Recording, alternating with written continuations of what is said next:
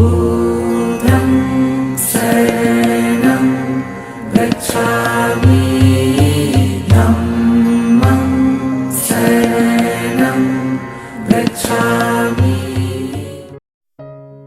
नमस्कार दोस्तों, स्वागत है आप सभी का एक बार फिर से मेरे चैनल द बुद्धा ब्रेन में। जैसा कि आप सभी जानते हैं, जो शीर्षक मैं आपके सामने लेकर उपस्थित हुआ हूँ उसे मैंने लिया है भगवान बुद्ध और उनका धम्म ग्रंथ से, जो कि डॉक्टर भीमराव अंबेडकर द्वारा लिखित एक अद्वितीय रचना है और इसके हिंदी अनुवादक है डॉक्टर आनंद कौशल्यायन जी। तो आज का जो शीर्षक है वह है गंवार ब्राह्मणों की धम्म दीक्षा। पिछले वीडियो में हमने देखा कि भगवान बुद्ध कपिलवस्तु गए और उनकी मुलाकात उनके परिवारजनों से हुई।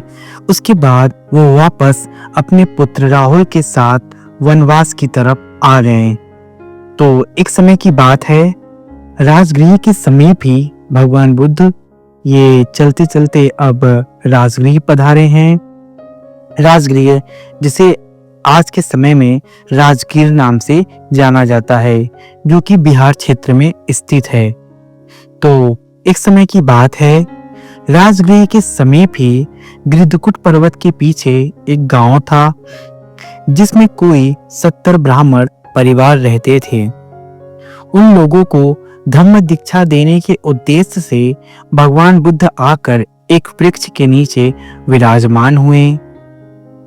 लोगों ने तब तथागत का तेज और गंभीर व्यक्तित्व देखा तो उससे प्रभावित होकर उनके इर्द गिर्द आकर इकट्ठे हो गए। जब लोगों ने देखा कि एक सन्यासी पेड़ के नीचे बैठा हुआ है और उसका रूप इतना आकर्षण से भरा हुआ है कि लोगों को अपनी तरफ आकर्षित कर रहा है, जब इस दिव्य पुरुष को लोगों ने देखा तो लोग वहां पर जमा हो गए। तब तथागत ने उनसे प्रश्न किया, तुम कब से इस पर्वत के नीचे रहते आए हो और तुम्हारा पेशा क्या है?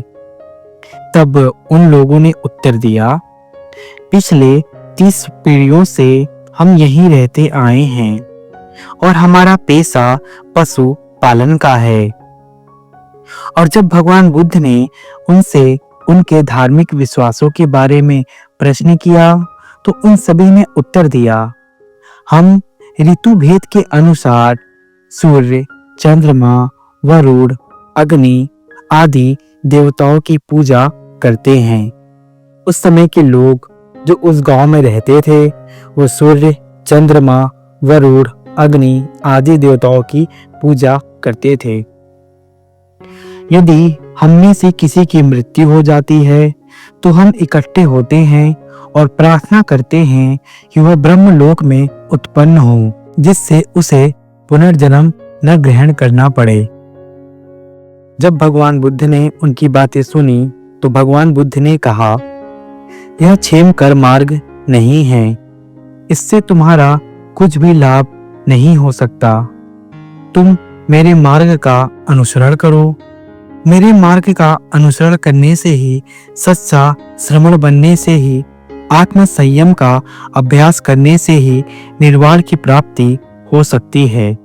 तब आगे भगवान बुद्ध ने अपने धम्म को समझाते हुए उन ग्रामवासियों से कहा, जो सत्य को असत्य और असत्य को सत्य समझ बैठते हैं, ऐसे मिथ्या दृष्टि संपन्न लोगों की कभी भी सद्गति नहीं होती।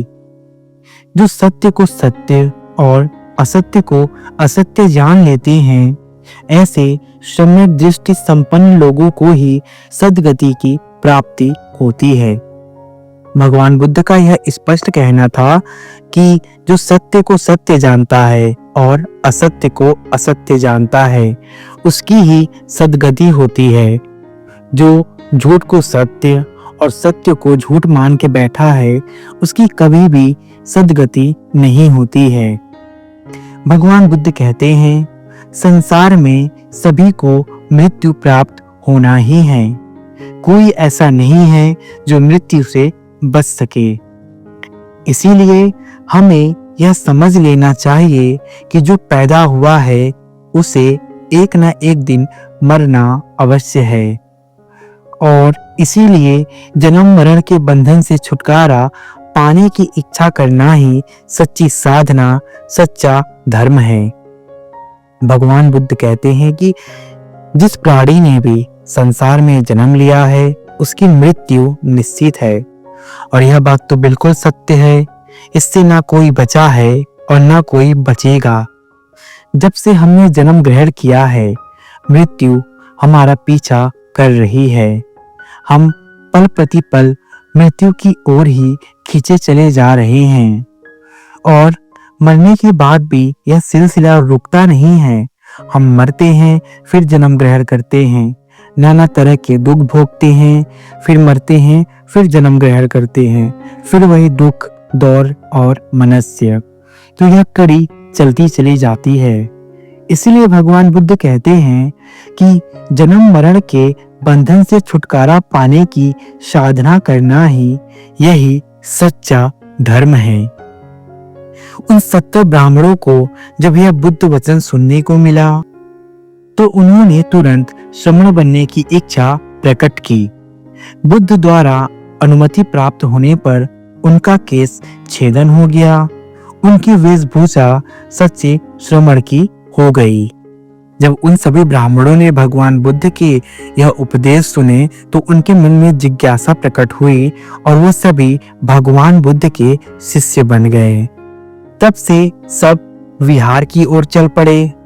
रास्ते में उन्हें अपने पत्नियों की याद आई और अपने परिवार की याद आई, लेकिन ठीक उसी समय भारी वर्षा ने उनका आगे बढ़ना रोक दिया। अब ये जितने भी ब्राह्मण थे ये बौद्ध संघ में दीक्षित हो चुके थे और इन्होंने अपने घर, अपने परिवार का त्याग कर दिया था।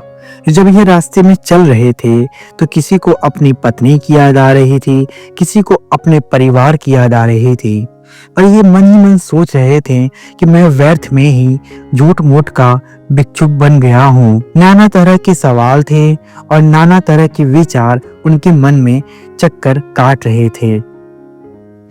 लेकिन उसी समय भारी वर्षा होने लगी तो रास्ते में कोई 10 मकान थे। उन्होंने उसमें आश्रय खोजा। एक मकान के भीतर जाने पर मालूम हुआ कि उसकी छत चू रही है, इसीलिए उसके भीतर घुसना निष्प्रयोजन था।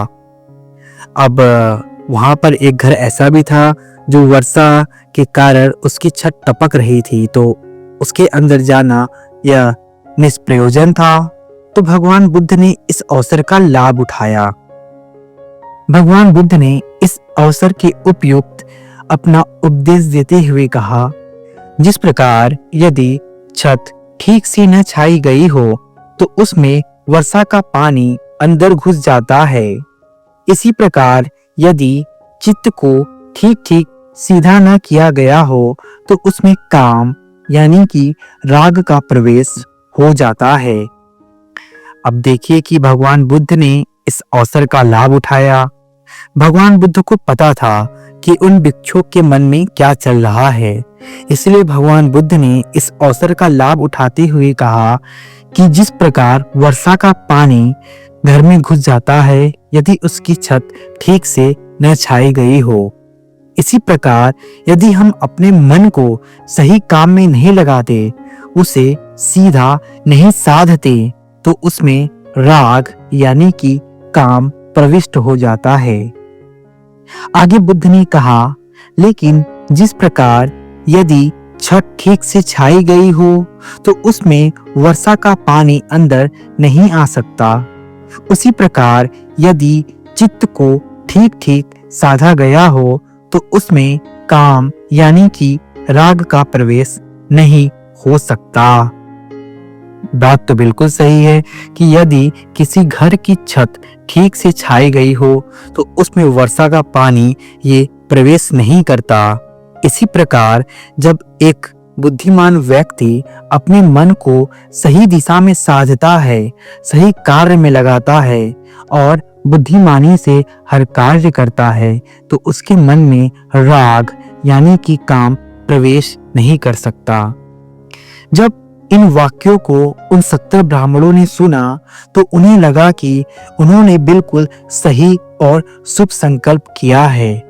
वह जो सोच रहे थे कि हमने ये क्या संकल्प कर लिया, हम अपने घर परिवार से दूर हो गए और यह भगवान बुद्ध के शिष्य बन गए और वनवास में जा रहे हैं।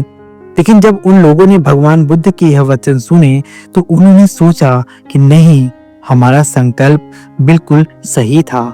उन्होंने भगवान बुद्ध के यह वचन सुने, लेकिन उनका मन अभी भी वे चिकित्सा से मुक्त नहीं था।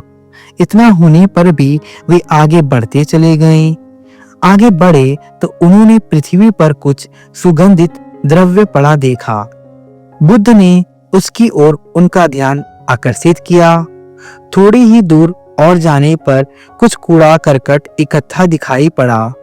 बुद्ध ने उसकी ओर भी उनका ध्यान आकर्षित किया और साथ साथ यह भी कहा, जो दुशीलों की संगत में रहता है वह उसी प्रकार दुशील हो जाता है जैसे किसी दुर्गंध युक्त पदार्थ को ग्रहण करने वाला स्वयं गंधाने लगता है।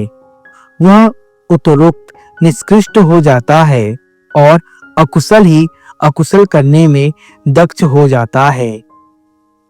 लेकिन जो बुद्धिमानों की संगति करता है वह भी वैसा ही हो जाता है, ठीक जैसे किसी सुगंधित पदार्थ को ग्रहण करने वाले के शरीर से भी सुगंध आने लगती है। वह उत्तरोत्तर बुद्धिमान हो जाता है, शीलवान हो जाता है, गुणवान हो जाता है और संतोष को प्राप्त करता है।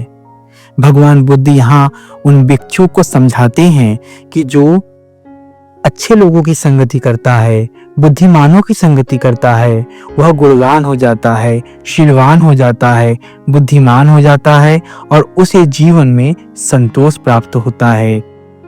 लेकिन वहीं कई व्यक्ति यदि किसी अकुशल व्यक्ति से दोस्ती करता है या किसी अकुशल व्यक्ति के साथ रहता है तो उसका जीवन भी दुर्गंध युक्त हो जाता है, मतलब कि उसका जीवन भी नष्ट हो जाता है।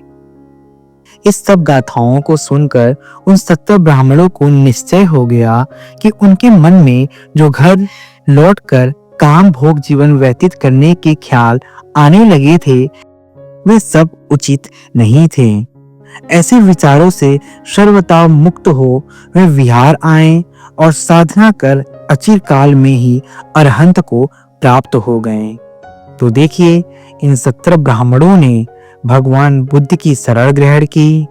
उन्होंने अपने जीवन में अपने परिवार और इस संसार का त्याग किया, लेकिन भगवान बुद्ध की संग में रहकर उन्होंने साधना की और साधना करते करते वे अरहंत को प्राप्त हो गए, यानी कि बुद्धत्व को प्राप्त हो गए और जन्म मरण के बंधन से मुक्त हो गए। तो हमें भी चाहिए कि हम अपने जीवन को सही मार्ग पर स्थापित करें, अपने आप को सही मार्ग पे लाएं, अपने मन को साधें और उचित कार्य में लगाएं। हमारा भी यही संकल्प होना चाहिए कि हम जन्म मरण के चक्र से मुक्त हों, ताकि हम इसी तरह जन्म ले लेकर और दुखी न होते रहें। तो यदि आप भी जन्म मरण के चक्र से मुक्त होना चाहते हैं तो साधना करिए, भगवान बुद्ध के बताए मार्गों पर चलिए, तभी आप इस जीवन के दुखों को दूर कर सकेंगे और शांति को प्राप्त कर सकेंगे। आशा करता हूँ कि आपको यह वीडियो पसंद आई होगी। यदि वीडियो पसंद आए तो कृपया इसे लाइक कर दें और हमारे चैनल को सब्सक्राइब कर दें, ताकि आने वाले वीडियो की नोटिफिकेशन आपको सबसे पहले मिल सके। मेरे चैनल द बुद्धा ब्रेन में बने रहने के लिए आप सभी का बहुत बहुत धन्यवाद।